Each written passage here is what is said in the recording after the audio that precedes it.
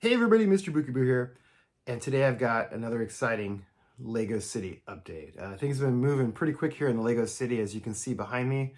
Things are really starting to take shape, but today what I really want to focus on is this little area right here. This is something that I've talked about a lot and tried to implement over the years in different layouts, and in my last layout it was something that was sorely lacking.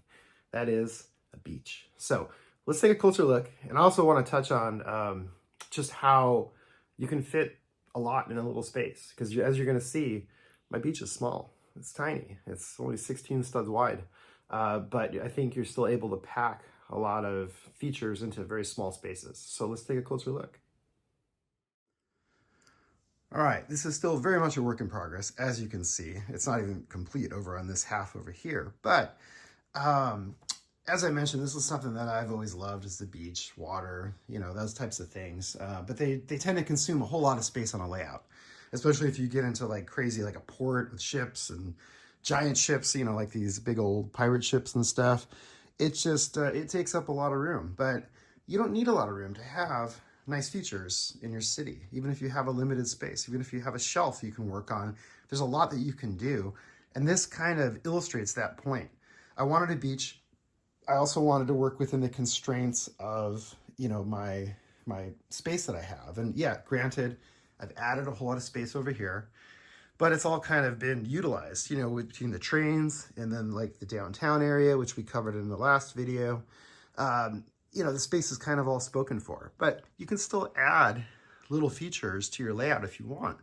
And this is a perfect example of that. If you look at this, you'll see, yeah, it's a little bit lengthy. That's about 5 base plates long, but it's only a half a base plate deep. And then it goes right up into the wall and then the city beyond that.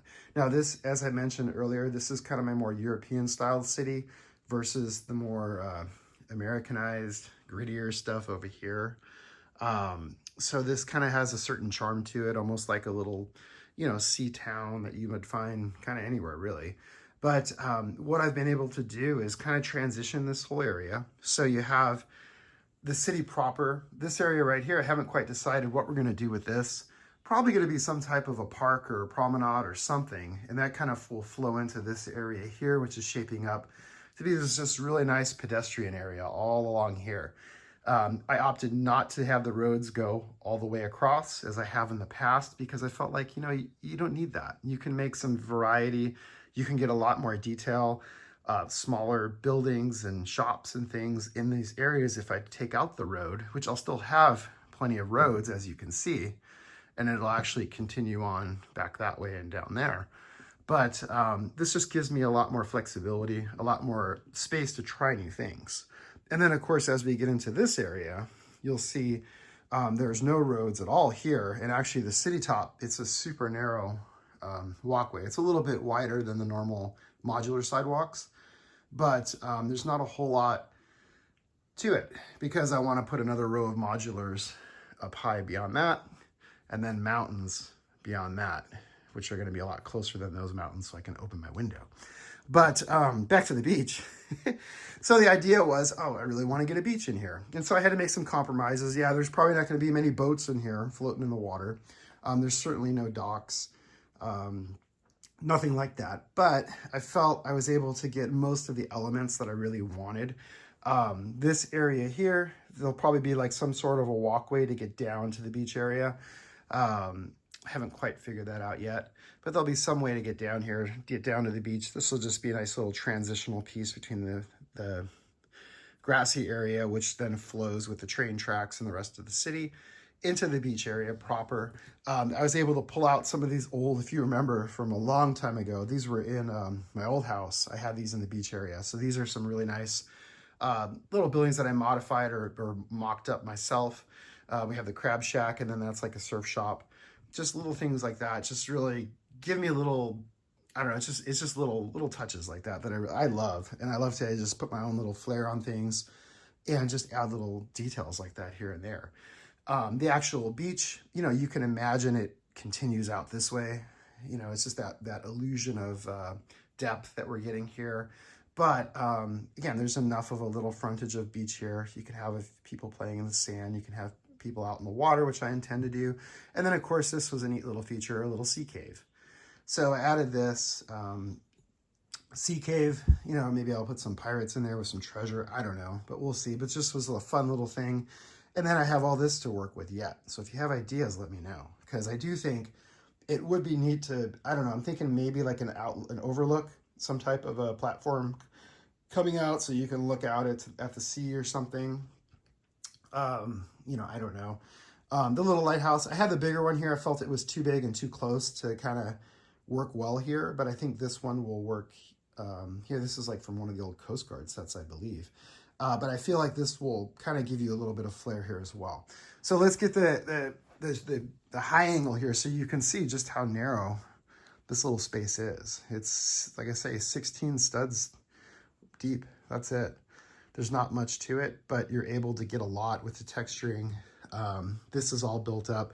These are like Mills standard plates here, just to give a little bit of height, and because I really wanted to get the texturing of the sand and to transitioning into the water. I felt that was really important. It gives you a really nice gradient there. You can really kind of see with the angle there.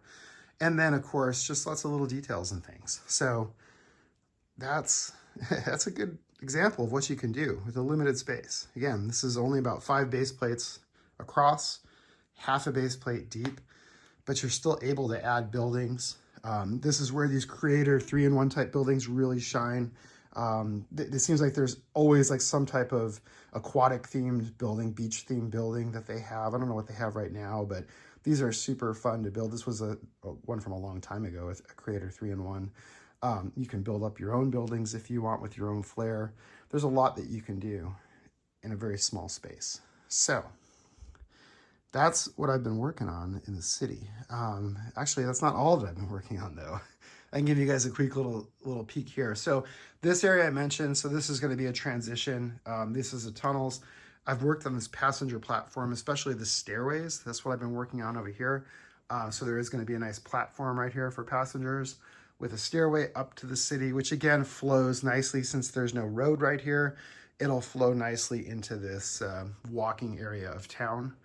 And then of course back here, we have some really exciting stuff that's going to be coming. It's all kind of covered and hidden, but there's actually going to be a small rail yard back there, along with the return loop, which is actually going to be a lot shorter.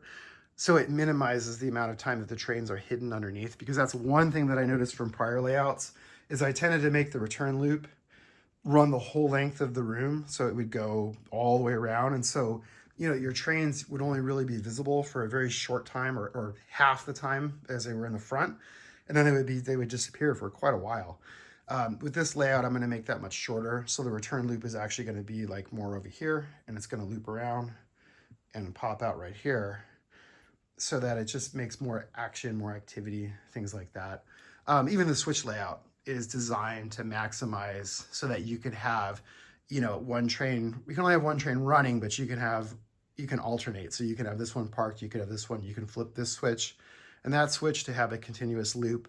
There's actually another, this siding here actually connects back here to the main line so that you can actually run through that way. There's just lots of variety and lots of different ways to run the trains is what I'm trying to maximize in, as you can see, a very limited space. It's only 30 inches deep, so it's enough for a standard R40 loop, and that's what we've got.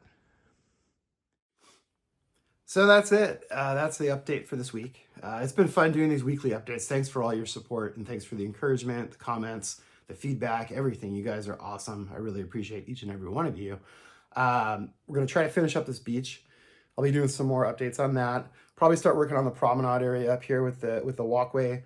And then I actually really want to start working behind everything. I want to get the second level of in this area for the modulars. And then beyond that, it's going to be even another level for the mountains, which I have to figure out how exactly I'm going to do that table-wise.